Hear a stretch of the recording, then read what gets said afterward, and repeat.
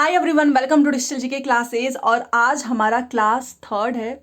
इसके पहले की दो क्लासेस हो चुकी हैं और आप जानते हैं कि सबसे पहले सीटेट के सिलेबस के अकॉर्डिंग आपका जो हिस्ट्री दिया गया है, ठीक है, और हिस्ट्री का क्लास 6 से लेके 8 तक की पूरी एनसीईआरटी आपके एग्जाम में आने वाली है। मतलब कहीं से कुछ भी पूछा जा सकता है, तो इसीलिए मैंने बिल्कुल शुरुआत से स्टार्ट किया है और मैं भी सीटेट के सिलेबस के अकॉर्डिंग ही चल रही हूँ। तो जैसा कि सीटेट के सबसे पहले हिस्ट्री में पहला दूसरा दिया था वो कंप्लीट हो चुका है, आज इसका तीसरा है।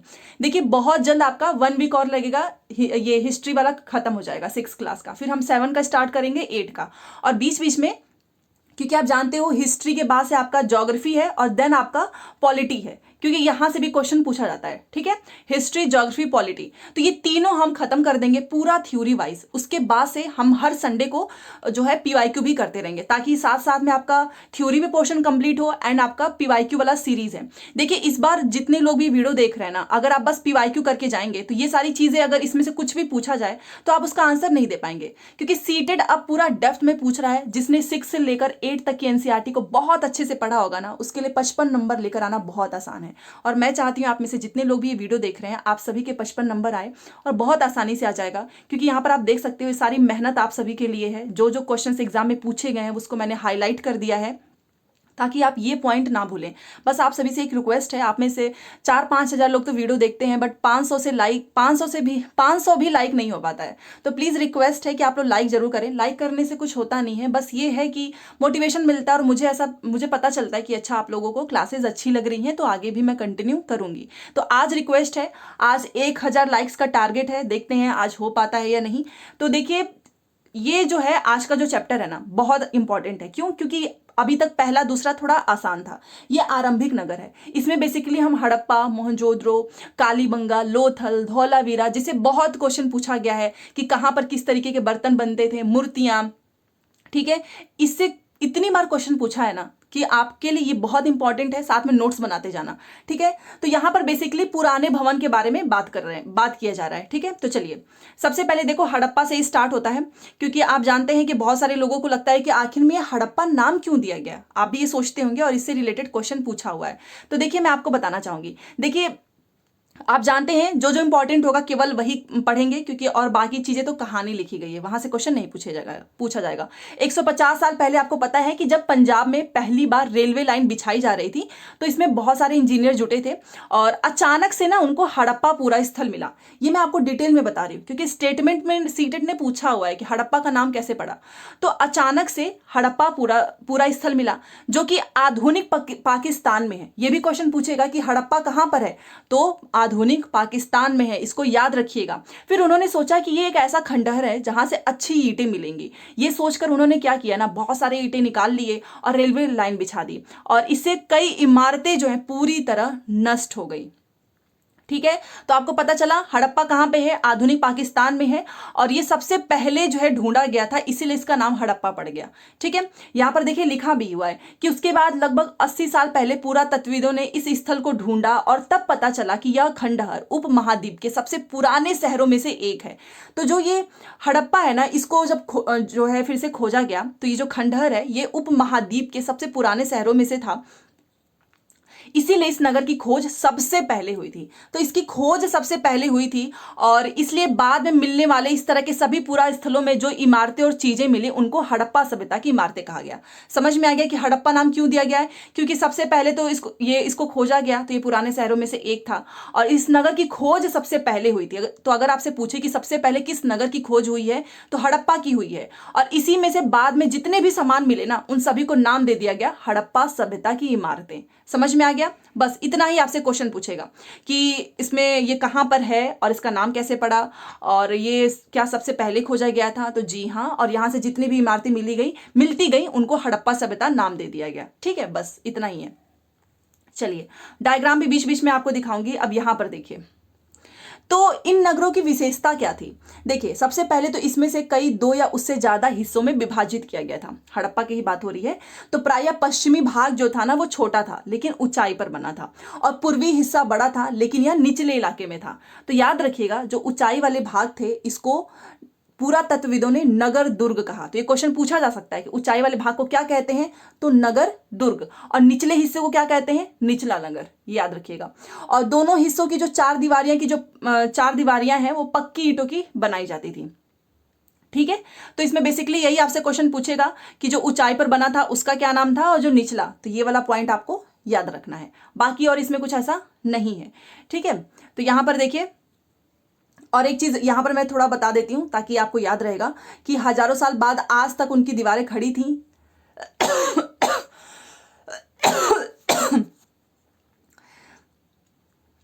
दीवार बनाने के लिए ईंटों की चिनाई इस तरह करते थे जिससे कि दीवारें खूब मजबूत रहे। ठीक है, तो आपको पता है उपमहाद्वीपों, अभी हम हड़प्पा के बारे में बात कर रहे थे, तो उपमहाद्वीप से के बाद से जब इसको खोजा गया तो हड़प्पा जो है सबसे पहले खोजा गया था। फिर वहां से जो भी चीजें मिलती गई उसका हड़प्पा सभ्यता नाम दे दिया गया। तो ये उपमहाद्वीप के आरंभिक नगर हैं। कौन कौन से हैं वो मैं आपको एक बार बता देती हूँ। देखिए, उपमहाद्वीप के आरंभिक नगर यहाँ पर आपको दिखेगा मोहनजोदड़ो है, चहुंदड़ो है, धौलावीरा है, सुरकोटदा है, लोथल है, ये सारी चीजें हम पढ़ेंगे, कालीबंगा है। और इसमें से एक क्वेश्चन पूछा जाता है, याद रखिएगा, इसलिए डायग्राम के साथ दिखा रही हूं। आपसे पूछा जाएगा कि मोहनजोदड़ो किस नदी के किनारे बसा हुआ है, कई बार पूछा हुआ है, तो ये सिंधु नदी के किनारे बसा है। याद रखिएगा, कालीबंगा किस नदी के किनारे बसा है, तो राखी गढ़ी। और हड़प्पा किसके किनारे बसा है, तो रावी नदी। देखियो, हड़प्पा को अगर हम इंग्लिश में लिखें HARAPPA, ठीक है। अब हड़प्पा मैं याद करा रही हूं ताकि आपको याद रहे। हड़प्पा में एक रॉ आ रहा है, मतलब आर आ रहा है कि नहीं जब आप इंग्लिश में लिखते हो, तो इसी आर से आप बना दो रावी नदी, ताकि आपको कभी भूले ही ना, क्योंकि ये हड़प्पा वाला इतनी बार क्वेश्चन पूछता है फिर भी लोग भूल जाते हैं। तो हड़प्पा के आर से आप बना दो रावी, ठीक है, तो कभी भूलेगा नहीं। तो देखिए, इस तरीके से आपको याद हो गया है कि नहीं, तो बस इस बात पे लाइक कर दो। देखिए, हड़प्पा जो है ये रावी नदी के किनारे बसा हुआ है, मोहनजोदड़ो जो है सिंधु नदी के, कालीबंगा राखी गढ़ी के। तो ये ऐसे क्वेश्चंस कई बार पूछते हैं जो कि इंपॉर्टेंट है, इसलिए मैंने यहां पर आपको बता दिया है। अब यहां से जो क्वेश्चन कुछ पूछे गए हैं, देखिए, कुछ नगरों के नगर दुर्ग में कुछ खास इमारतें बनाई गई थी, और मिसाल के तौर पर मोहनजोदड़ो में खास तालाब बनाया गया था। ये आपसे क्वेश्चन पूछेगा, क्योंकि कई बार पूछा जाता है कि ग्रेट बाथ, महान स्नानागार, ये क्या है, मतलब इसको किस नाम से जानते हैं, तो मोहनजोदड़ो ही तो है। तो वही यहाँ पर लिखा गया है कि मोहनजोदड़ो में खास तालाब बनाया गया था जिसे पुरातत्वविदों ने महान स्नानागार कहा, जिसे इंग्लिश में ग्रेट बाथ कहते हैं। तो याद रखिएगा, महान स्नानागार किसमें मिला था, मोहनजोदड़ो में ये बनाया गया था। ठीक है, इस तालाब को बनाने में ईंट और प्लास्टर का इस्तेमाल किया गया था, और इसमें पानी का रिसाव रोकने के लिए प्लास्टर के ऊपर चारकोल की परत चढ़ाई गई थी। इस सरोवर में दो तरफ से उतरने के लिए सीढ़ियां बनाई गई थी, और चारों ओर कमरे बनाए गए थे। मोहनजोदड़ो में ना चारों ओर कमरे बनाए गए थे, और इसमें भरने के लिए पानी जो है वो कुएं से निकाला जाता था। उपयोग के बाद इसे खाली कर दिया जाता था। शायद यहाँ विशिष्ट नागरिक विशेष अवसरों पर स्नान करते थे। तो कुल मिलाकर आपसे ये क्वेश्चन पूछेगा कि जो नगर दुर्ग थे जिसमें कुछ खास इमारतें बनाई गई थी, उसमें एक मोहनजोदड़ो है। तो क्या मोहनजोदड़ो को ग्रेट बाथ, इस महान स्नानागार कहा गया या नहीं, तो जी हाँ, यहाँ पर लिखा हुआ है। बाकी ये सारी चीजें से उतना क्वेश्चन नहीं पूछा जाता है। हाँ, बस ये याद रखिएगा कि इसमें चारों तरफ कमरे बनाए जाते थे, और इसके बाद पानी कुएं से निकाला जाता था इसको भरने के लिए। ठीक है, बस इतना। तो कुछ कुछ जो मैं इंपॉर्टेंट चीजें बताती जाती हूँ ना, आप उसको नोट करते जाओ। जैसे कि मैंने यहाँ पर जो चीजें बताई हैं, यहाँ पर साथ में कॉपी लेकर बैठा करो, ये नहीं कि बस आप वीडियो देख रहे हैं, क्योंकि यहीं पर आप अपने शॉर्ट नोट्स बना सकते हो। ठीक है, चलिए, अब ग्रेट बाथ के बारे में पता चल गया, ये आपका मोहनजोदड़ो में है। अब कालीबंगा और लोथल जैसे अन्य नगर भी तो थे जहां पर अग्निकुंड मिले हैं। तो ये क्वेश्चन पूछेगा कि अग्निकुंड कहां मिला है, तो कालीबंगा और लोथल जैसे नगरों में जहां पर यज्ञ किया जाता था। हड़प्पा, मोहनजोदड़ो, लोथल जैसे कुछ नगरों में बड़े बड़े भंडार गृह भी मिले हैं। तो दो पॉइंट याद रखना, सबसे पहले कालीबंगा लोथल में अग्निकुंड मिला है, और भंडार गृह कहां कहां पर मिला है, हड़प्पा, मोहनजोदड़ो, लोथल। ठीक है, चलिए, तो ये क्वेश्चंस पूछे जाएंगे। ये देखिए, मैं आपको डायग्राम भी दिखा रही हूं ताकि आपको याद रहे। आप देख सकते हो महान स्नानागार मोहनजोदड़ो में, ये देखिए चारों तरफ कमरे बनाए गए हैं, आप देख सकते हो। फिर इसमें क्या करते थे ना, इसको पानी से, मतलब कुएं से पानी निकालते थे, इसको भर देते थे। यहां पर भी आपको दिख रहा होगा ये। तो ये है आपका महान स्नानागार। ठीक है, चलिए, अब भवन, नाले और सड़कें, यहां पर आप देखिए डायग्राम भी आपको दिख रहा होगा। ये हड़प्पा के नगरों में अभी हम पढ़ रहे थे ना ऊपर कि ईंटों की चिनाई होती है। यहां पर देखिए कैसे, ये जो एक आदमी है ये कैसे चिनाई कर रहे हैं ईंटों की, यहां पर देख सकते हो ये। तो डायग्राम के माध्यम से आपको याद रहेगा। ओके, भवन, नाले और सड़कें, देखो ये जो इन नगरों के घर जो होते थे ना, वो आमतौर पर 1 या 2 मंजिल के होते थे। घर के आंगन के चारों ओर कमरे बनाए जाते थे और अधिकांश घरों में एक अलग अलग स्नानागार होता था। मतलब घरों के अंदर अलग अलग स्नानागार होता था और कुछ घरों में कुएं भी होते थे। कई नगरों में ढके हुए नाले थे और यहाँ पर बेसिकली पूरा उसके बारे में बताया जा रहा है कि इन्हें सावधानी से सीधी लाइन में बनाया जाता था। हर नाली में हल्की ढलान होती थी ताकि पानी आसानी से बह सके।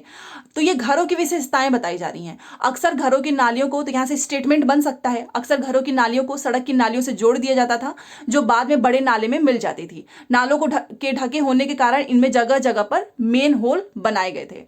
ठीक है, तो बेसिकली ये घर के बारे में पूरा बताया जा रहा है। यहाँ से क्वेश्चंस बन सकता है अगर ये बनाना चाहें तो स्टेटमेंट के तौर पे। ठीक है, वैसे मोस्ट इंपॉर्टेंट तो मैं आपको चीजें बता ही रही हूँ, ये काफी इंपॉर्टेंट है। यहाँ से देखिए, ये नगरीय जीवन के बारे में है। हड़प्पा के नगरों में बड़ी हलचल रहा करती थी। यहाँ पर ऐसे लोग रहते होंगे जो नगर की खास इमारतें बनाने की योजना में जुटे रहते थे। यहाँ शासक होते थे और संभवतः ये शासक लोगों को भेजकर दूर दूर से धातु, बहुमूल्य पत्थर और अन्य उपयोगी चीजें मंगवाते थे। शायद शासक लोग खूबसूरत मनकों तथा सोने चांदी से बने आभूषणों जैसी कीमती चीजों को अपने पास रखते होंगे। इन नगरों में लिपिक भी होते थे जो मुहर पर तो लिखते ही थे और अन्य चीजों पर भी लिखते होंगे, क्योंकि इनको कुछ लिपियां मिली हैं। ये देखिए, ये लिपियां मिली है उनको, बट इसको अभी तक कोई पढ़ नहीं पाया है। इसका मतलब अभी तक जो विद्वान है, यहाँ पर देखिए, लिए पढ़ने की कोशिश तो की, लेकिन इन अभी तक पता ही नहीं चल पाया कि आखिर में ये लिखा क्या, इसका अर्थ क्या है। तो यही चीजों की बात हो रही है। इसके अलावा नगरों में शिल्पकार स्त्री पुरुष भी रहते थे। तो अगर क्वेश्चन पूछे कि क्या नगरों में शिल्पकार पुरुष के साथ साथ स्त्रियां थी, तो जी हाँ, जो अपने घरों या किसी उद्योग स्थल पर तरह तरह की चीजें बनाते होंगे। और एक चीज और है, यहाँ पर लोग लंबी यात्राएं भी करते थे और वहां से उपयोगी वस्तुएं लाते थे और साथ ही लाते थे सुदूर देशों की किस्से कहानियां, और मिट्टी से बने कई खिलौने भी मिले हैं जिससे बच्चे खेलते होंगे। ये देखिए, ये खिलौने हैं मिट्टी से बने हुए, और ये आपकी लिपियां हैं। ठीक है, यहाँ पर देखिए, ये ऊपर आपको मोहनजोदड़ो की एक सड़क और उसमें बना नाला दिखेगा। ये देखिए, ये बीच में नाला दिख रहा है और ये सड़क है, इसी की बात हो रही है। ठीक है, और ये कुआं, यहां से पानी निकाल कर भर देते थे कमरों में। ठीक है, चलिए अब ये देखिए, नगर और नए शिल्प, ये इसकी बात इसमें देखते हैं। और ये क्वेश्चन कई बार पूछा हुआ है कि सबसे पहले जो हड़प्पा के नगरों से जो है चीजें प्राप्त हुई थी, जो भी पुरातत्वविदों को जो चीजें मिली थी उनमें अधिकांश, तो अगर क्वेश्चन पूछे कि हड़प्पा के नगर से जो चीजें मिली उसमें क्या क्या था, पत्थर था, शंख थे, तांबे, कांसे, सोने और चांदी। ठीक है, और तांबे और कांसे से औजार मिले, हथियार मिले, गहने बर्तन मिले, और सोने और चांदी से गहने और बर्तन बनाए जाते थे।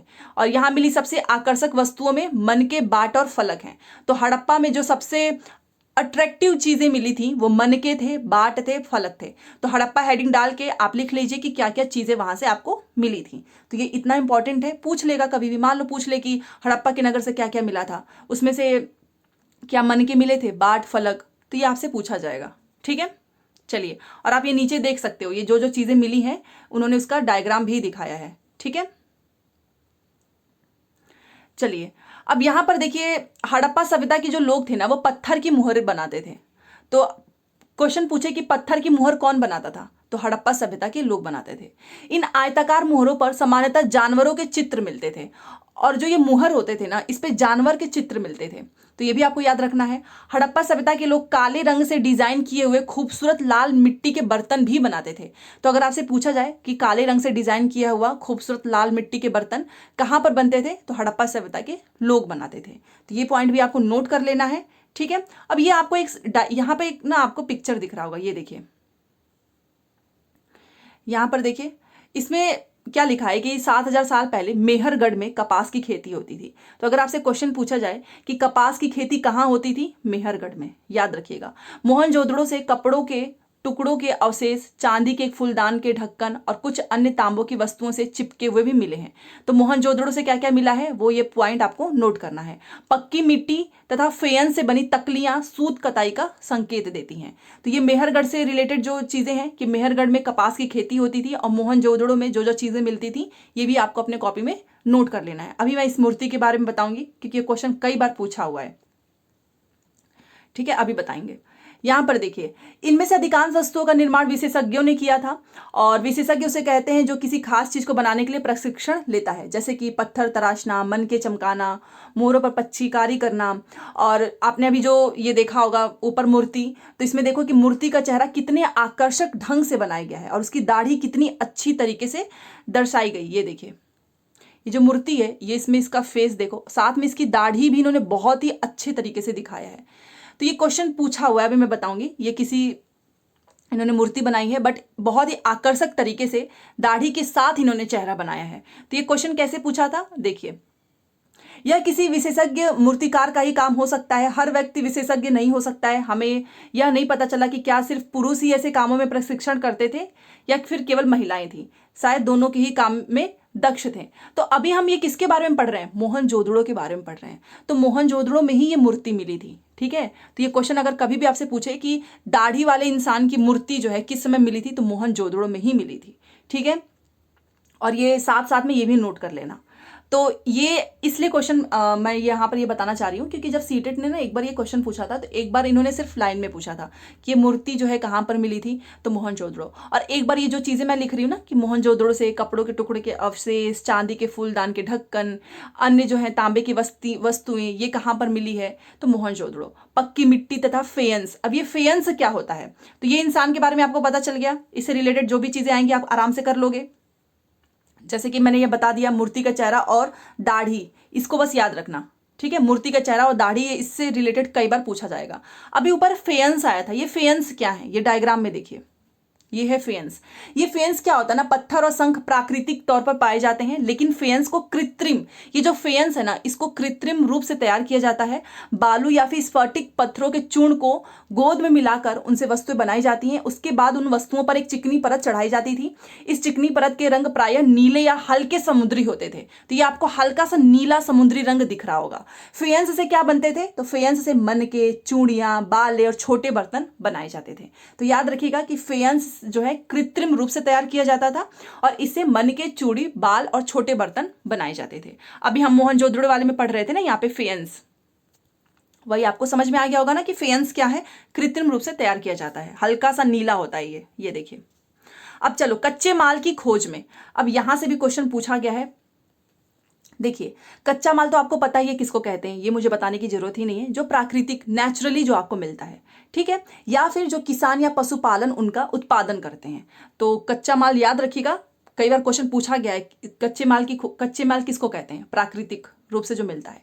जैसे कि मान लो लकड़ी हो गया, धातुओं के अयस्क, ये प्राकृतिक रूप से उपलब्ध होते हैं। तो ये एग्जाम्पल है, ये भी आप याद रखिएगा।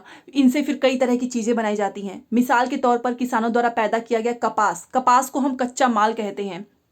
जिसके बाद आप क्या करते हो, मान लो कपास तो कच्चा माल है ना, फिर कटाई बुनाई करके आप कपड़ा तैयार कर लेते हो। हड़प्पा में लोगों को कई चीजें वही मिलती थी, लेकिन तांबा, लोहा, सोना, चांदी, बहुमूल्य पत्थरों जैसे पदार्थों को वो दूर दूर से लेकर आते थे, ठीक है।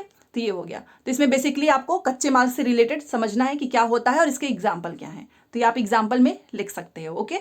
चलिए अब यहां पर देखिए, हड़प्पा के लोग जो करते थे, और इतने सारे डायग्राम भी हैं।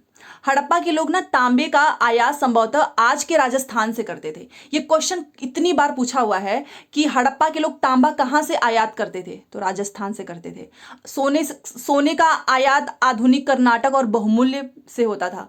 पत्थर का आयात गुजरात से और ईरान और अफगानिस्तान से किया जाता था। तो ये आपको पॉइंट वाइज लिख लेना है कि तांबा जो है, हड़प्पा के लोग तांबे जो है राजस्थान से, यहां तक कि पश्चिमी एशियाई देश जो है ओमान से भी तांबे का आयात किया जाता था।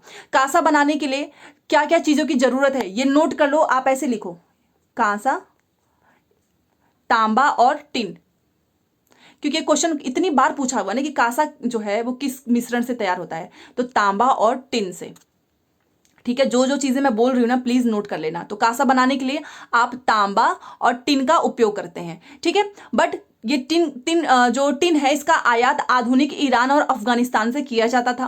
और सोने का आयात कहां से होता था, ये क्वेश्चन पूछा हुआ है कि तांबा तो चलो राजस्थान से आ गया, सोना कहां से आया है, तो ये कर्नाटक से, ठीक है। और जो पत्थर है उसका आयात गुजरात से और ईरान और अफगानिस्तान से किया जाता था। बहुत इंपॉर्टेंट है, इसको प्लीज नोट कर लो, ठीक है। चलिए, ये आप नीचे डायग्राम देख सकते हो। अब नगरों में रहने वालों के लिए भोजन, इससे भी क्वेश्चन पूछा गया है। तो देखिए यहाँ पर जो इंपॉर्टेंट है मैं आपको केवल वही बता रही हूँ। सबसे पहले नगरों के अलावा गांव में भी लोग रहते थे और वे अनाज उगाते थे और जानवर को पालते थे। आपको पता ही है कि किसान और चरवाहे ही शहरों में रहने वाले शासक, लेखक, दस्तकारों को खाने का सामान देते थे। तो पौधों के अवशेष से पता चलता है, ये वाला इंपॉर्टेंट है। अब इंपॉर्टेंट स्टार्ट हो गया यहाँ से कि हड़प्पा के लोग गेहूं, जौ, दालें, मटर, धान, तिल और सरसों उगाते थे। तो जब भी आपसे क्वेश्चन पूछा जाए कि हड़प्पा के लोग क्या उगाते थे, तो गेहूं, जौ, दाल, मटर, धान, तिल, सरसों। ठीक है, और जमीन की जुताई के लिए ये लोग भी हल का प्रयोग करते थे। तो बेसिकली इंपॉर्टेंट सिर्फ और सिर्फ इतना है, ये आपको नोट कर लेना है। ठीक है, चलिए, तो ये हो गया। अब यहां से देखिए हड़प्पा के लोग का फसल तो पता चल गया। अब जानवर में देख लेते हैं। हड़प्पा के लोग जो हैं गाय, भैंस, भेड़, बकरियां पालते थे और बस्तियों के आसपास तालाब और चारागाह भी होते थे। ठीक है, तो ये भी याद रखना है। फसल भी मैंने आपको बता दिया, जानवर, ये दोनों पॉइंट बस आप इतना ही लिख लो, यही इंपॉर्टेंट है। ठीक है, चलिए, जब आप क्वेश्चन करोगे ना तो आपको खुद समझ में आ जाएगा कि अच्छा मतलब ये इस तरीके से क्वेश्चन पूछा गया है। अब गुजरात में हड़प्पा कालीन, अभी मैं क्वेश्चन पूछ रही हूँ कि तांबा हड़प्पा के लोग कहाँ से लेते थे, सोना कहाँ से लेते थे और पत्थर, प्लीज कमेंट कीजिए क्योंकि अभी मैंने यहाँ पर आपको पढ़ाया है ऊपर ही, ये देखिए। तो आप बताइए कि ये तांबा कहाँ से लेते थे, सोना कहाँ से लेते थे और पत्थर हड़प्पा के लोग। अब गुजरात में हड़प्पा कालीन नगर का सूक्ष्म निरीक्षण हुआ। तो देखो आपको पता है कि गुजरात में एक, आपने सुना होगा, भुज है जहां पर भूकंप आया था, वहीं पर एक कच्छ का इलाका है। ठीक है, रन ऑफ कच्छ, आप तो जानते हैं जहां पर पूरा नमक ही नमक है, उसी के बारे में बात हो रही है कि कच्छ के इलाके में खदीर बेद के किनारे धौलावीरा नगर बसा था। तो धौलावीरा किसके किनारे बसा है, खदीर बेद के किनारे। वहां पे साफ पानी मिलता था और जमीन उपजाऊ थी। जब हड़प्पा सभ्यता के कई नगर दो भागों में विभक्त थे, वहीं धौलावीरा नगर को 3 भागों में बांटा गया था। बहुत इंपॉर्टेंट है, मोस्ट इंपॉर्टेंट है, इतनी बार पूछा हुआ है कि धौलावीरा वो कौन सा नगर है जिसको 3 भागों में बांटा गया है, तो वो है धौलावीरा। नोट कर लीजिए। ठीक है, ये बहुत इंपॉर्टेंट है, कई बार पूछा हुआ है। इसके चारों ओर पत्थर की ऊंची ऊंची दीवार बनाई गई थी, अंदर जाने के लिए बड़े बड़े प्रवेश द्वार थे। ठीक है, बेसिकली आपसे बस इतना पूछा जाएगा किसके किनारे बसा हुआ है और 3 भागों में कौन बटा हुआ है, धौलावीरा, खत्म, और कुछ नहीं यहां पर आपको याद करना है। ठीक है, चलिए अब यहां से एक चीज और देख लेते हैं। आमतौर पर हड़प्पा के जो लेख थे वो मुहर जैसी छोटी वस्तुओं पर पाए जाते थे। ठीक है, पढ़ लेना, वैसे उतना इंपॉर्टेंट नहीं है। अब ये आपने देख लिया धौलावीरा के बारे में। अब गुजरात का देख लेते हैं कि गुजरात की ही खंबात की खाड़ी में मिलने वाली साबरमती की एक उप नदी के किनारे बसा लोथल है। देखो आपने धौलावीरा पढ़ा, 3 भागों में विभक्त था।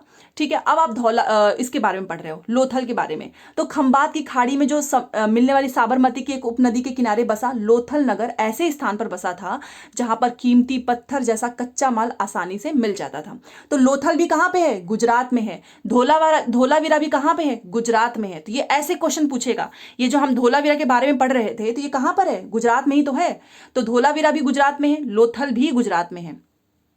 ठीक है, जहां कीमती पत्थर जैसा कच्चा माल मिल जाता था, यहां पत्थर, शंख, धातुओं से बनाई गई चीजें एक महत्वपूर्ण केंद्र था। इस नगर में एक भंडार गृह भी था। इस भंडार गृह से कई मुहरे, मुद्राकान, मुहरबंदी जैसे गीली मिट्टी पर दबाने से उनकी छाप मिले हैं। तो बेसिकली आपको याद रखना है, लोथल भी गुजरात में है, धौलावीरा भी है। और धौलावीरा में क्या क्या चीजें मिली हैं, तो यहाँ पर एक भंडार गृह था। और एक चीज यहाँ पर देखिए, लोथल का बंदरगाह, यह बड़ा तालाब लोथल का बंदरगाह ये रहा, नीचे रहा होगा, जहां समुद्र के रास्ते आने वाली नावें थी। संभवतः यहां पर कच्चा माल उतारा चढ़ाया जाता था। तो लोथल के बारे में जो चीजें मैंने आपको बताई हैं, कहां पर है, किसके किनारे बसा हुआ है और क्या चीजें मिली हैं, ये देखिए लोथल, ये ऐसा दिखता है, गुजरात में है। ठीक है, तो ये रहा लोथल का डायग्राम।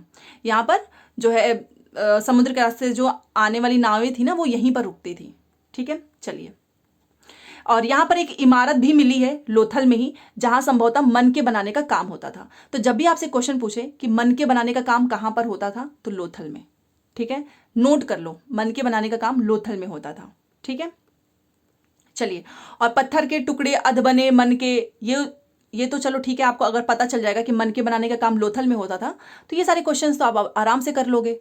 ठीक है, चलिए, और ये अभी हम पढ़ रहे थे ना मुहरबंदी, ये देखिए अभी हम लोग मुहरबंदी के बारे में जब पढ़ रहे थे, मैंने आपको अभी पढ़ाया था यहाँ पर, ये देखिए मुहरबंदी जो है, जो हम पढ़ रहे थे लोथल के बारे में कि यहाँ पर एक भंडार गृह था और यहाँ पर कई मुहरें, मुद्राकान या फिर मुहरबंदी, गीली मिट्टी पर दबाने से बनी उनकी छाप। तो ये मुहरबंदी क्या है, एक बार मैं आपको समझा देती हूँ। ये रहा मुहरबंदी। मुहरों का प्रयोग जो है सामान से भरे उन डिब्बों या थैलों को चिन्हित करने के लिए किया जाता होगा जिन्हें एक जगह से, जैसे कि मान लो अभी हम ना आप फ्लाइट से ट्रैवल करते होंगे या कहीं से भी, तो आप या कुछ भेजते हैं कोरियर से, तो आप देखते होंगे कि उस पर वो एक मुहर लगा देते हैं। तो सेम वहां पर भी ऐसा होता था, कोई सामान एक जगह से दूसरी जगह भेजना है, थैले को बंद करने के बाद उनके मुहाने पर क्या करते थे, गिल्ली मिट्टी पोत कर उन पर मुहर लगाई जाती थी। तो मुहर की छाप को ही हम मुहरबंदी कहते हैं। मान लो ना, जैसे कि मैंने यहाँ पे ऐसे मुहर लगा दिया ऐसे, तो ये जो मुहर की छाप है इसी को मुहरबंदी कहते हैं। ठीक है, बस इतना ही समझ लो। तो जब भी आपसे क्वेश्चन पूछेगा मुहरबंदी किसे कहते हैं, तो मुहर की छाप को। चलिए, अब सभ्यता के अंत का रहस्य, बस इतना ही था। इसके बाद से कुछ क्वेश्चंस पूछूंगी, आप उसका आंसर कीजिएगा। कितना आसान चैप्टर है, एनसीईआरटी से आप पढ़ोगे ना तो मजा आएगा आपको। देखिए, जो अब इसका अंत तो होना ही था, आप जानते ही हैं। और इसका अंत होने का कारण क्या था कि यहाँ पर ना आपको एक बदलाव देखने को मिला कि अचानक जो है लोगों ने इन नगरों को छोड़ दिया, नगर को छोड़ दिए। लेखन, मुहर और बाटों का प्रयोग भी बंद हो गया। दूर दूर से जो कच्चे माल का आयात है वो भी कम हो गया। मोहनजोदड़ो में सड़कों पर कचरे के ढेर बनने लगे, तो इस वजह से धीरे धीरे नष्ट हो गया। सड़क पर झुग्गी नुमा घर बनाए जाने लगे।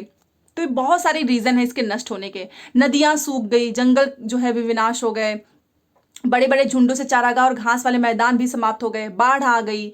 ठीक है, तो बहुत सारे कारण थे इन सभी के समाप्त होने का। ठीक है, क्योंकि बाढ़ और नदियों के सूखने का असर कुछ ही इलाकों में हुआ होगा। ऐसा लगता है कि शासक का नियंत्रण भी समाप्त हो गया।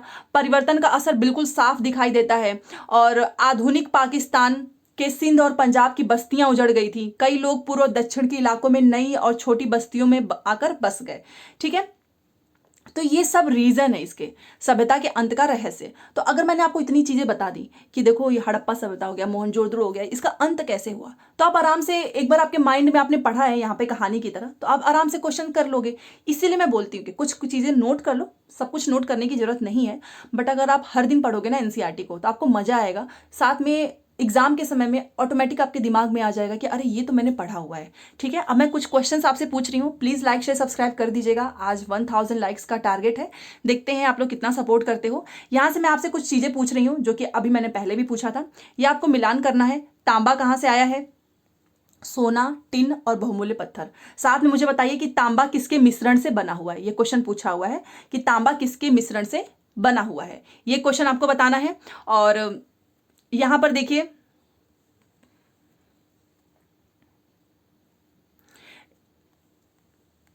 यहां पर मैं लिख देती हूं। देखो, ये तो मैंने आपको, चलो ये क्वेश्चन आप यहाँ पे लिखा था तो मैंने आपसे बोल दिया। आप मुझे बताइए कि धौलावीरा जो है वो कितने भागों में विभक्त था और ये कहाँ, कितने भागों में बटा हुआ था और ये कहाँ पर है। और लोथल के बारे में बताइएगा। ठीक है, साथ में मुझे बताइए कि हड़प्पा किस नदी के किनारे बसा हुआ है और मोहनजोदड़ो किस नदी के किनारे बसा हुआ है। ये बहुत बार पूछा हुआ है। ठीक है, तो ये आज की क्लास थी। आई होप आपको क्लासेस अच्छी लगी होंगी। डेली डेली अगर आप पढ़ते जाएंगे ना तो बर्डन नहीं रहेगा, बोझ नहीं लगेगा, साथ में आपसे क्वेश्चंस भी होंगे। संडे आने वाला है, संडे को मस्त बढ़िया सा क्वेश्चंस करेंगे 50 से 100 के बीच में, ताकि आपकी थ्योरी भी कंप्लीट हो, क्वेश्चन भी हो। सीटेट में आपके पेपर 2 में किसी भी स्टूडेंट्स का रिजल्ट नहीं रुकेगा। ठीक है, तो चलिए मिलते हैं नेक्स्ट क्लास में। जाते जाते लाइक शेयर सब्सक्राइब कर दीजिएगा। मिलते हैं नेक्स्ट क्लास में। Thanks for watching.